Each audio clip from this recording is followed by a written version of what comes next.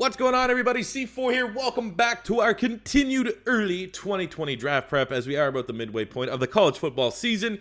And today it's the Big Uglies. It's not a sexy video to talk about, but there are some tremendous offensive line talent in this year's draft class. I'm going to be dead honest. I'm not that much of a draft geek that I watch, 15 games of each one of these offensive line tapes. Very, very bad. I will tell you how I watch and grade. I usually take the two toughest games for offensive linemen in terms of what they're going up against defensively, and if they play in a big bowl game, I usually watch it anyways, but I watch the games. I literally will dissect and look at a prospect through there. Might not be as traditional as looking at cut-ups and stuff like that, which I do as we get closer to the draft, but I have watched everyone that I'm going to talk about today. We got 5 interior offensive linemen, so that's guards and centers mixed together. Then we get the 5 tackles. And, how do you look on that big stage usually is how it passed the eye test. And for whatever reason, my offensive line rankings generally hold up fairly well over the last 4 or 5 years that we have done it. For whatever reason, generally speaking, it's been one of my better positions that I've hit on some of my sleepers, or where I might stray out the beaten path of what the consensus offensive line is. Every now and again, I remember Ben Bredesen was a big one out of Auburn. Now he's been an outstanding offensive lineman for the Indianapolis Colts. Not a lot of people are talking about him, especially as a tackle. I was like, this guy is an NFL tackle, and he's been holding down the right side for Jacoby Brissett and that line for quite some time now. He must have started every single game for the last 2 years. So anyways, we will start with interior offensive linemen and work our way to the tackles. So without further ado, at number 5 for interior offensive line, we have Ben Bredesen, 6'5", 310 pounds, out of Michigan. Very, very powerful guard, especially when it comes to the run game. He's an absolute bulldozer. Very solid in pass protection as well. No real glaring weaknesses, but I think what's ultimately going to hold his ceiling a little bit lower than some of the other offensive line we're going to talk about is he's limited athletically. I think he's just going to be a good guard for the NFL for a long time. Not going to be necessarily a great guard, which definitely will affect where he gets drafted. I think he's probably more so 3-4, somewhere in that round 3 and 4. But I think with a guy like Ben Bredesen, you get a guy that I think could be, like I said, a 3rd, 4th round pick that if you don't really follow the draft, you don't watch a lot of college football, you might be like, oh yeah, he's def. I would not be surprised with his basics and fundamentals and technical ability mixed in with some of the pure power that he brings. He could be a day 1 starter in the NFL as a rookie. Going on interior offensive lineman, number 4, we have Trey Smith, 6'6", 315 pounds, out of Tennessee. He's tackle, guard, flexibility, a mauler. Because of his lack of playing time, I actually had a look at his cut-ups. For me, he looks like a much better run blocker than he is in pass protection. That's definitely where he needs to refine his game. But he does have, I think, a fairly high ceiling at either position. I think that flexibility is really where his draft value is going to come, because I think he could be a high-level guard and a solid starting tackle. So for a rookie, being that 6th offensive lineman that can dress that swing tackle, that top guy, first guy out the bench, I think that's really, really good value for earlier on in his career. The big negative for him is his medical. He's had 2 blood clot issues in 2018. I don't think he's played much at all, if any, this year, because I couldn't find any tape. So I assume that he has yet to play, and I haven't seen him play. I didn't watch any Tennessee games because Tennessee's just god-awful to watch. But he is one hell of a prospect looking back at 2017 and 2016. Going to prospect number 3, we have Jake Hansen, 6'5", 305 from Oregon. He is a center. He's a balanced center. I think he's a high IQ, makes a lot of adjustments and reach for that Oregon offensive line. That's very good. We got Throckmorton, who we're not going to talk about. I think they have the 2nd best tackle prospect behind the guy that we're going to talk about here. He can't declare yet in Penei Sewell, but I think he is simply outstanding. I think he's going to be a top 5 pick next year in 2021 when he's able to declare. But Jake Hansen's very nice. I think he struggles versus quicker, smaller interior defensive linemen, which might not be that big of an issue in the NFL, because not a lot of teams are going to line up their defensive ends in the middle unless you're doing a NASCAR package or anything like that. But it's just more so the smaller schools that have that interior pass rusher that's 250, 255, 260. He will struggle against those guys, but I think generally holds up well against power rushers. I thought he did fairly well against some of the nose tackles against Washington in that Oregon matchup. I think he had a really, really stellar game there. I think for my money should be third round pick, early day 3.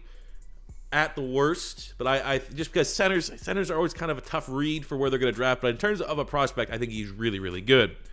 Now we're getting up into these, like I said, Hansen, Trey Smith, Bredesen, these guys here, 3rd, 4th, 5th round, somewhere in that territory. That's just what happens nowadays. You're either a truly elite offensive line prospect or you're in that next group, and those guys there are kind of in the next group. These top 2 guys I think should go in the 1st round. At number 2, we have Creed Humphrey, 6'4", 310 out of Oklahoma. He is a powerful mauler. This guy is an elite run blocker. He has the age on his side. If he does declare, he's a redshirt sophomore, so he's going to be 20, 21, somewhere in that range. So, that's always something that weighs into a draft prospect, especially the younger that they are. I think his pass protection needs a little bit more refinement. I think he'd be a little bit more consistent there, but doesn't really pop off tape. It's just more so if you look for something negative. Occasionally, when Jalen Hurts is dropping back to pass, or when Kyler Murray was dropping back to pass, you could see him occasionally get beat. But generally speaking, he's outstanding. A lot of scouts rant and rave about his wrestling background, which is always, that mentality. That fact that when he gets on you, you're not going anywhere. You're going to find your ass on the ground. I think that's a huge plus for him. I definitely think he's top 25 talent in this year's draft class and should be a lock to go in the first round. Now, the question would be with how powerful he is and his lack of I'm not going to say lack of mobility, but his power is what pops on the tape, and his mobility is average. I think you might have a guy that can play center and guard. He's been playing center for Oklahoma, but I think he has, I don't think he's actually even played it, unless he's played it this year a little bit, and I haven't seen it, but I think he might, just from play style, have that flexibility to slide inside, interior, and play everywhere on the inside, which is added value. And then finishing up with the number one interior offensive lineman, we have Tyler Bidasz, 6'3", 310 out of Wisconsin. Powerful interior offensive line with the technical ability to match. He is an elite run blocker. I think the best run blocker in the country. For a weakness, literally none. I do not see a weakness with his game. I guess if you're more of a stickler for offensive linemen, or you look at scouting reports from guys that have background in offensive line, maybe they could find more negatives. I can't see one. Really, I haven't seen a prospect like this for an interior offensive lineman since Quentin Nelson. I think he's a can't miss. I think he's a top 15 talent. Where he's going to go, though, because he's played predominantly at center, I don't know. He doesn't have that flexibility. But he's can't miss. He's literally one of the safest prospects in this year's draft class. Day one starter at center, and I think, in my opinion, top 15 talent. So then going from interior to the tackles. Tackles are a little bit more sexier because these guys here can make or break an offensive line.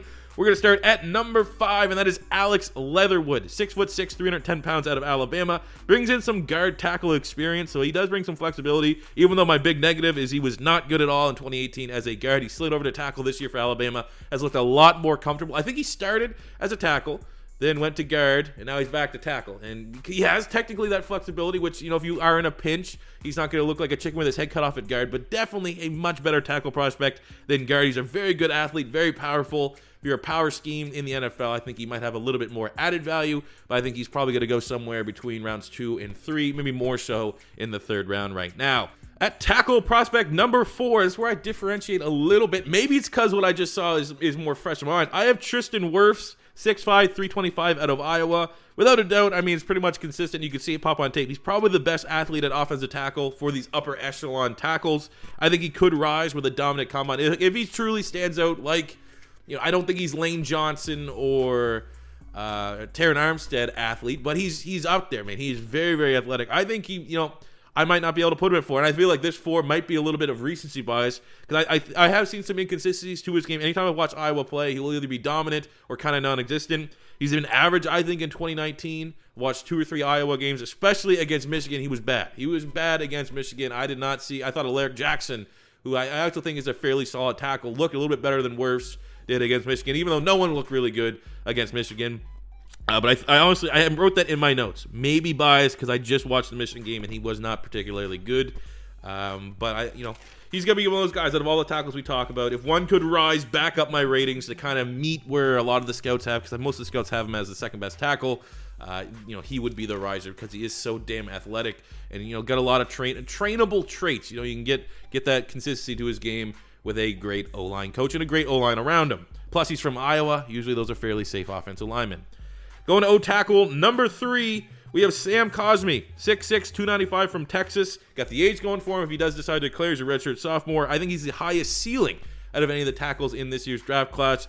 Great at the second level. I think he's great space because he is a more athletic tackle, but he needs to get stronger. That's why I was kind of hesitant to put him at number 3 because I do think returning to school another year will help solidify him as a first-round draft pick. That's actually been kind of the word around a bunch of the scouts and coach of the scouting websites. But you're a redshirt sophomore. If you get a first-round grade, which I think he might very well get a first-round grade from the draft committee, why not, man? You're going to see more and more redshirt sophomores come out until these guys can start getting paid. It makes a whole lot of sense. And I just think for a ceiling, I'm putting him at 3 just because I think it is sky high, especially as a right tackle. Going to O-tackle, tackle, that sounds weird. But offensive tackle number 2, I have Trey Adams, 6'7", 335 pounds, out of Washington. Prototypical left tackle. He's a mauler. I think he's the best pass protector in this draft. Injury history literally is the only negative. I mean, I think it'd be really tough for him to be my number 1 tackle anyways, because I think the number 1 tackle is easily solidified right now. But I think he's outstanding, and if he passes the medical, if he all that stuff, he's gonna be a first-round prospect. His pass protection skills are phenomenal. It's been a great job this year for Jacob Eason, and I hope he can stay healthy for the remainder of this season and pass everything, because he's an outstanding draft prospect, prototype in space, man. So long, so powerful. Definitely want him on your team. And my number 1 tackle for this year's draft class in 2020 is Andrew Thomas, 6'5", 320 pounds, out of Georgia. Thomas is an excellent run blocker, pretty good in pass protection, never seen any hiccups. He's a prototypical offensive tackle. I think in terms of true talent, top 10 in this year's draft class for sure. Should go top 10, could go even as high as top 5, depending on what teams are picking there and what their needs are. I don't see any weakness from his game. You could say maybe not a high-end elite athlete, I guess, if you really want to nitpick, but generally speaking, again, kind of like Baidash, going with none for weaknesses. I'm not an expert when it comes to offensive line tape. Just more so, it's good or bad. What's your strength? I didn't see any weaknesses. Maybe there's some like footwork or stuff like that, or maybe his length. He's not gonna have super long arms. I don't know in particular. Those usually can be some hiccups, but generally speaking, don't see any weakness for him. I think he's as safe of a tackle prospect as we have seen in the last year or two, and absolutely should be a top 10 pick. So there you go, guys. Talking about the big uglies. Wasn't super sexy, but I hope you guys get a couple prospects here, because I know pretty much every team in the NFL always needs offensive linemen, and maybe your team will draft one of these guys. You might go, oh yeah, I remember when C4 talked about them. So I hope you guys did enjoy this. As always, if your first time stopping by, don't be afraid to hit that subscribe button. Smash the like button if you enjoyed. And until next time, it's C4 saying peace out.